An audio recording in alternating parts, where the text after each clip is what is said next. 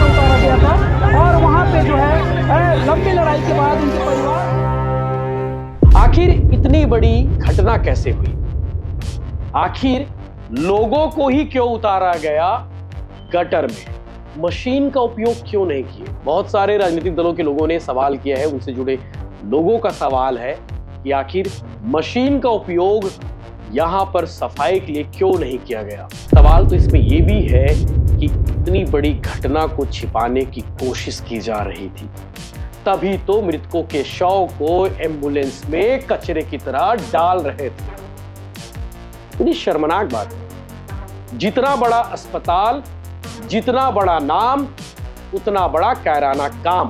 इस घटना से पहले क्या क्या हुआ यह जानना भी जरूरी है, और सुलगते सवाल जिसके जवाब मुझे मालूम नहीं आने वाले हैं, क्योंकि अस्पताल बड़ा है, रामकृष्ण अस्पताल, इसके लोग बड़े हैं, इनके लोगों के सेटिंग भी बड़े बड़े हैं, इनका अप्रोच बड़ा है। कुछ नहीं होने वाला, लिख के दे सकता हूं, लिख के।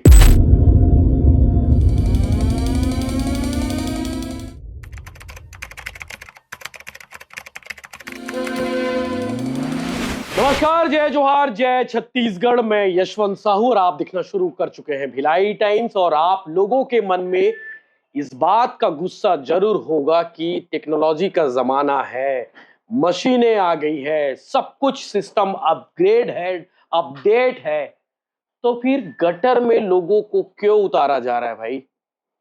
आखिर इतनी बड़ी घटना कैसे हुई? आखिर लोगों को ही क्यों उतारा गया गटर में?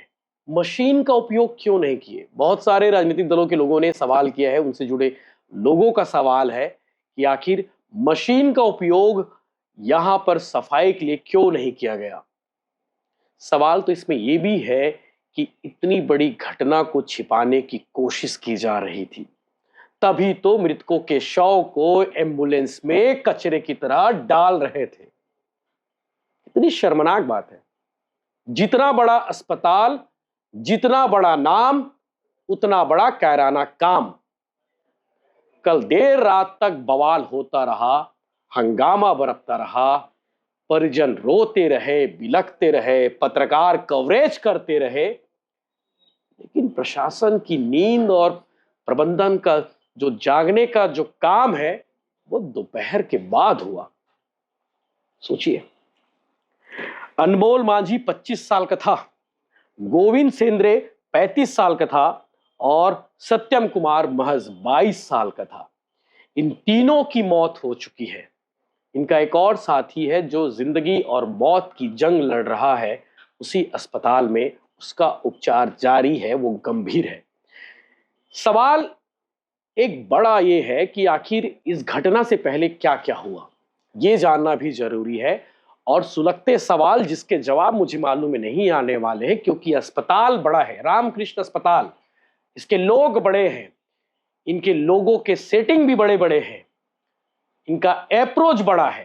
कुछ नहीं होने वाला, लिख के दे सकता हूं, लिख के। इन 3 लोगों की मौत हो गई, हॉस्पिटल मैनेजमेंट पर कोई बात नहीं आएगी। जो ठेका एजेंसी है सफाई करने वाली, उस एजेंसी को उल्टा टांग दिया जाएगा। बहुत ज्यादा हुआ, एफआईआर होगी ठेका एजेंसी के खिलाफ में। हॉस्पिटल मैनेजमेंट को कोई आज भी नहीं आया। रात 8 बजे के बाद सफाई करने का शेड्यूल बनाया गया था सेप्टिक टैंक पे। सबसे पहले एक कर्मचारी नीचे उतरता है सफाई करने के लिए। आपको मालूम होगा सेप्टिक टैंक की बदबू कितनी आती है, अंदर कितनी सारी गैस होती है। जब मोहल्ले में, जब आसपास के घरों में किसी के घर का सेप्टिक टैंक लीकेज हो जाता है या फिर उससे गैस बाहर आती है तो पूरा मोहल्ला परेशान हो जाता है। नगर निगम को फोन करना पड़ता है कि भैया जल्दी आओ, लीकेज ठीक करो, सेप्टिक टैंक में लीकेज है। सोचिए, उस बदबू से भरे भंडार में, उस मल के बीच में कर्मचारी को उतारा गया। जब वो बेहोश होकर नीचे गिरा तो दूसरा कर्मचारी नीचे गया कि मेरा साथी बाहर क्यों नहीं आया। जब दोनों बाहर नहीं आए तो तीसरा कर्मचारी, जब तीनों बाहर नहीं आए तो चौथा कर्मचारी, और जैसे तैसे चौथा बाहर निकला, लेकिन तीनों का दम घुट चुका था। लोगों को जानकारी दी गई, परिजन पहुंचे, माहौल बरपा, लोग इकट्ठा हुए, हंगामा होता रहा और उसके बाद एम्बुलेंस में शव को कचरे की तरह डालते हुए भी देखा गया। हम यूट्यूब पर वो पूरी तरीके से वीडियो नहीं दिखा सकते, लेकिन इंस्टाग्राम पर आप वो वीडियो आप देख सकते हैं। यूट्यूब की कम्युनिटी गाइडलाइन होती है, उस गाइडलाइन का पालन करते हुए वीडियो हम नहीं दिखा सकते। लेकिन सवाल अभी भी कायम है कि इस मशीन के जमाने में लोगों को गटर पर क्यों उतारा जा रहा है। कल बहुत सारे लोगों ने कहा, परिजनों ने कहा कि भैया हमारी कोई औकात कहाँ होती है, हम तो सफाई कर्मचारी लोग हैं, हम स्वीपरों की कोई वैल्यू नहीं होती। रात तक मुआवजा की बात नहीं हुई, दोपहर में सरकार को इंटरफेयर करना पड़ा, तब जाकर रामकृष्ण मैनेजमेंट ने कहा कि हाँ हम मुआवजा देंगे। सेप्टिक टैंक घटना में मृतकों को परिजनों को अस्पताल वालों का आश्वासन दिया गया कि घटना में मृतकों के परिजनों को 30 लाख रुपए अस्पताल प्रबंधन देगा। साथ ही साथ परिवार के बच्चों की पढ़ाई लिखाई का जिम्मा हॉस्पिटल उठाएगा। ये हॉस्पिटल मैनेजमेंट ने समाज वालों को जानकारी दी, परिवार वालों को, और समाज प्रमुख ने मीडिया को जानकारी दी। लेकिन सवाल अभी भी कायम है, इनको रोजी कितनी मिलती? कभी पूछा आप लोगों ने? कभी किसी स्वीपर से पूछिएगा कि आप लोग को रोजी कितनी मिलती है, पैसा कितना मिलता है? 5 लोग मर गए 1.5 सालों में, बहुत शर्मनाक। हमारे सहयोगी अजय देशमुख से कहूंगा, एडिटर से, कि वो रात के वीडियो को फिर से दिखाना, उनका दुख दिखाना, उनका दर्द दिखाना। मुझे नहीं मालूम कि बड़े अखबार वाले, बड़े टीवी चैनल वाले क्या दिखाएंगे, क्या नहीं दिखा रहे हैं, लेकिन डिजिटल मीडिया ने अपना काम भरपूर किया। जितने भी वीडियोस आपने देखे होंगे यूट्यूब पर, इंस्टाग्राम पर, फेसबुक पर, वो हमारे तमाम डिजिटल जर्नलिज्म के वो साथी हैं जो रात तक डटे रहे।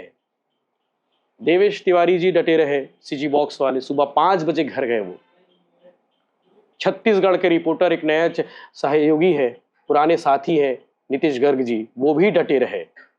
तो ऐसे IN24 वाले हैं, वो डटे रहे।